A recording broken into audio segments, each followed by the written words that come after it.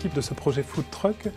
est constituée du centre social de Bohain-en-Vermandois, d'une association qui intervient également sur ce territoire qui s'appelle Éco et Logique, de Grands Ensembles qui est le parrain économique du projet, qui est une coopérative d'activité d'entreprise. Il y a également d'autres partenaires financiers que sont la Fondation Caisse d'Épargne Picardie, le Fonds d'innovation sociale et enfin la Maison du Cil Action Logement,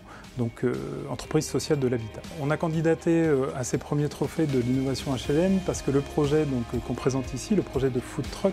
nous semble être un projet extrêmement intéressant et surtout qui peut se diffuser sur d'autres territoires. Et donc l'idée, c'était avant tout de faire connaître et de partager cette expérience avec l'ensemble des acteurs du monde HLM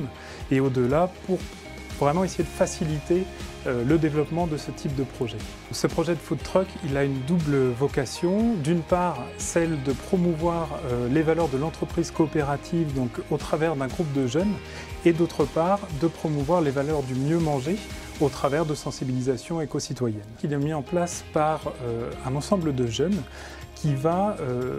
développer un ensemble d'outils autour de ce food truck ou camion gourmand, outils de production, puisqu'à un moment il faut bien sûr produire différentes cultures vivrières, concrètement des carottes, etc. Il faut ensuite les transformer, ce qui suppose d'avoir des notions d'hygiène, de sécurité alimentaire, etc. Puis ensuite il faut aller vendre, proposer ces différents produits transformés, en smoothie, en tapas, à différents publics, alors publics bien sûr des quartiers en zone rurale mais aussi en zone urbaine, et de transmettre un certain nombre de messages sur l'éco-citoyenneté, sur la santé alimentaire, sur le type de produits qu'on utilise, quel est l'intérêt pour la santé, qu'est-ce qu'on fait des déchets, comment on peut les composter, etc. Pour la Maison du Cil, l'innovation, elle n'est pas uniquement architecturale, elle n'est pas uniquement technique, elle est aussi bien sûr sociale, et l'idée c'est vraiment de s'interroger